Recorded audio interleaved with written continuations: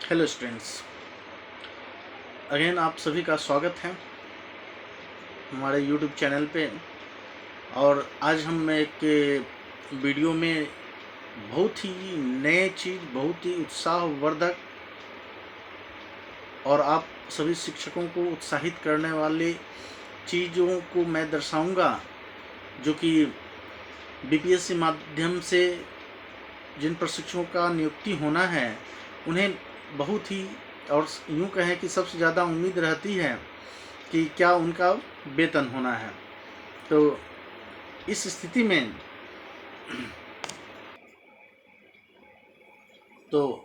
स्थिति में सबसे पहले आप जानेंगे कि बीपीएससी भर्ती होने वाले शिक्षकों का क्या वेतन होगा, क्लास 1 से लेकर 12वीं तक के लिए कितनी वैकेंसी है, नियुक्तियां कितनी है, अर्थात कह सकते हैं 1,78,000 शिक्षकों की नियुक्ति होनी है, 40 से 50,000 तक की होगी सैलरी।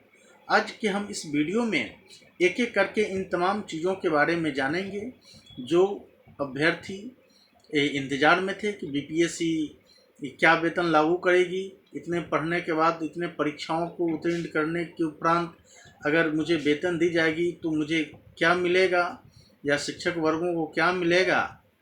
तो डियर फ्रेंड्स, आज के वीडियो में हम लोग एक एक करके डिटेल में जानेंगे कि कैसे बिहार में शिक्षकों की भर्ती जो कि बीपीएससी के अंतर्गत होनी है और इसकी वेतन क्या है, इसकी सैलरी क्या है। We will discuss here concerning salary of teachers.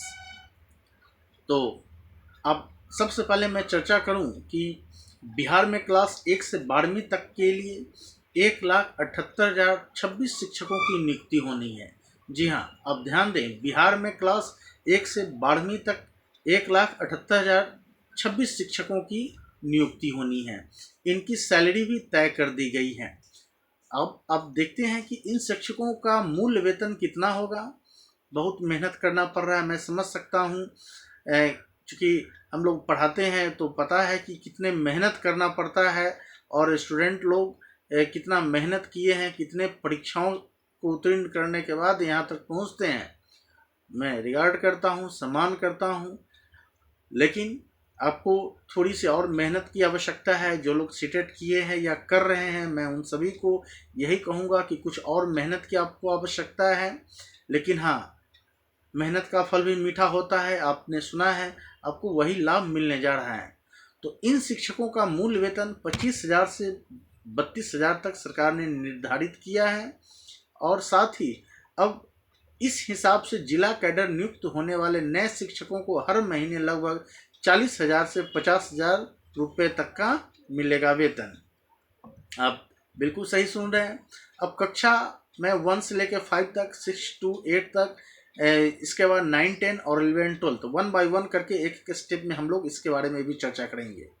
अब जो क्या कयास लगाकर बैठे हुए हैं, अब बहुत ही सावधानी पूर्वक ध्यान से सुने कि आपके लिए क्या क्या बेनिफिशियल होने जा रहा है, सरकार आपको क्या क्या लाभ दे रही है और किस हद तक आप आगे की ओर बढ़ सकते हैं।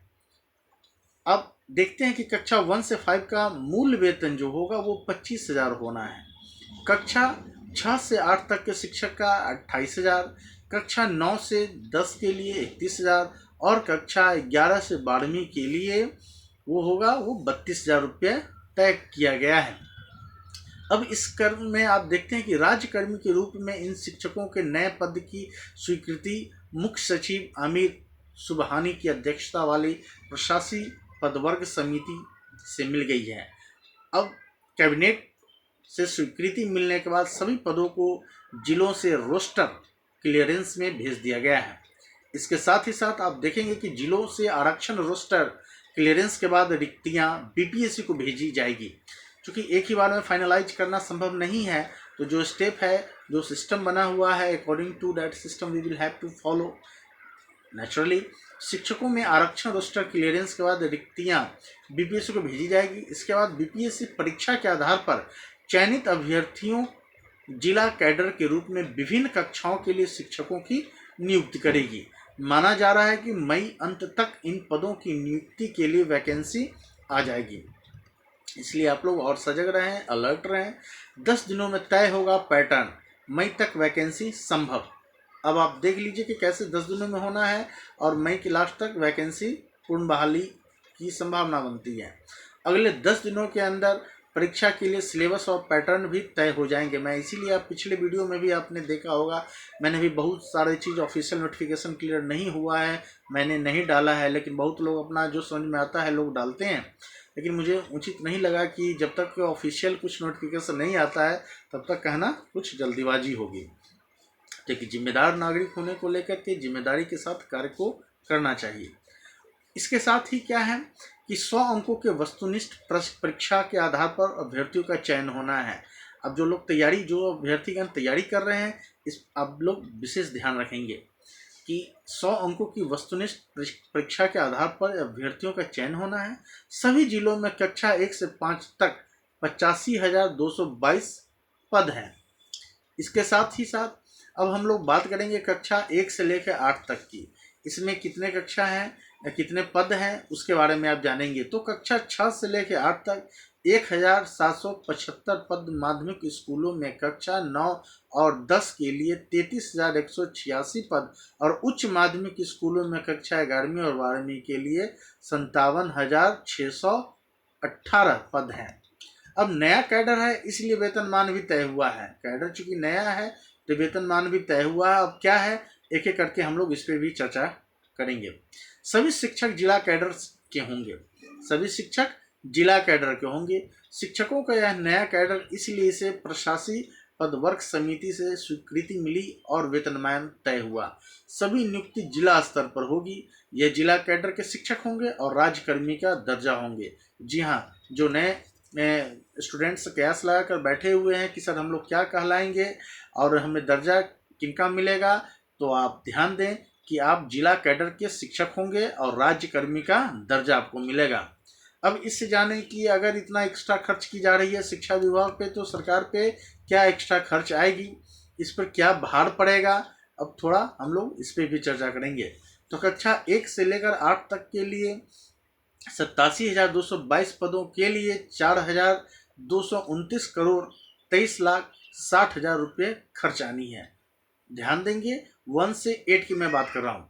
इसके बाद माध्यमिक और उच्च माध्यमिक में 90,804 शिक्षकों पर 5,994, जी हाँ 5,999 करोड़ 22,24,000 रुपये जो हैं वो खर्च होने हैं। अर्थात एक बार मैं पुनः रिपीट करता हूँ, उच्च माध्यमिक में 90,804 शिक्षकों पर 5,990 करोड़ 22,24,000 रुपये खर्च होने हैं।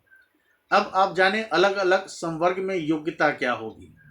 तो अलग अलग वर्ग में योग्यताएं क्या है इसके बारे में आप जाने कि हाई स्कूल के लिए बीएड या एमएड के साथ एसटीईटी उत्तीर्ण होना अनिवार्य होगा। हाई स्कूल में जो लोग जो छात्र छात्राएं जाना चाहते हैं 9 एंड 10 11 12 में, उनके लिए हाई स्कूल के लिए बीएड और एमएड के साथ एसटीईटी उत्तीर्ण होना अनिवार्य होगा। प्रारंभिक स्कूलों के शिक्षक पद के लिए डीएलएड के साथ टीईटी या सीटेट उत्तीर्णता अनिवार्य है। इसके बिना तो संभव नहीं है। अब आप जाने कक्षावार शिक्षकों का वेतन। कक्षावार शिक्षकों का क्या वेतन रहेगा, क्योंकि जब मेहनत कर रहे हैं तो एक्सपेक्टेशन यही रहती कि मुझे क्या पेमेंट दिया जाएगा, क्या वेतन होगा। तो हम लोग इसके बारे में भी आज चर्चा मैं आपको कर दूं। सबसे पहले ये जानेंगे हम लोग आज कि 1 से 5 के लिए क्या है पद है, उसका मूल वेतन क्या है और टोटल ग्रॉस सैलरी कितनी आनी है। तो डियर स्टूडेंट्स आप ध्यान दें कि 1 से 5 के लिए कक्षा के लिए पद जो है वो है 85,477 अर्थात 85,477 ओनली। अब इसकी मूल वेतन जो है वो मूल वेतन 25,000 होना है और ग्रॉस सैलरी की बात करें तो वो 39,340 रुपये होना है अर्थात 39,340। क्योंकि इसके अलावा भी बहुत सब ईपीएफ है, एचआर है, ये तमाम चीज़ों को देखते हुए ग्रॉस सैलरी इसका बनाया गया है, जो कि कक्षा 1 से 5 के लिए आपने जाना। अब हम लोग आगे बढ़ेंगे और 6 to 8 के बारे में जानेंगे कि 6 to 8 के लिए पद की संख्या है वो है 1,745। अब मूल वेतन इसका 28,000 है और इसका रुपये होंगे वो 43,940 रुपये इसके होने हैं। इसके बाद 9-10 की बात करें तो 9-10 में बहुत सारे सीट्स हैं, 33,186 पद इसकी है, और इसका मूल वेतन जो है वो 31,000 होना है, और ग्रॉस सैलरी की बात करें तो 48,541 रुपये होने हैं।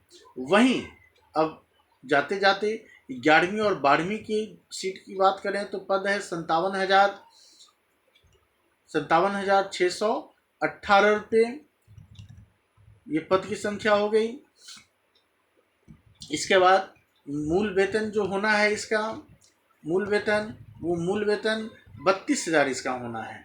मूल वेतन, जी हाँ ध्यान रखेंगे आप लोग, 32,000 होना है, और जो ग्रॉस सैलरी इसका आना है वो 50,075 रुपये आना है। तो मैं समझता हूँ कि ये जो सरकार बीपीएससी लाई है सीटेट के बाद, ये कहीं ना कहीं फ़ायदेमंद है उनके लिए जो कुछ आगे करना चाह रहे हैं, और जिन्हें पता है कि उनका भविष्य कैसे सिक्योर होना है। तो कुछ पाने के लिए तो कहीं ना कहीं कुछ मेहनत एक्स्ट्रा करना ही पड़ेगा, ये बिल्कुल सत्य है। तो मैं उम्मीद करता हूँ कि आज की इससे इन्फॉर्मेशन को जान करके आप लोग बहुत उत्साहित होंगे, कड़ी मेहनत करेंगे।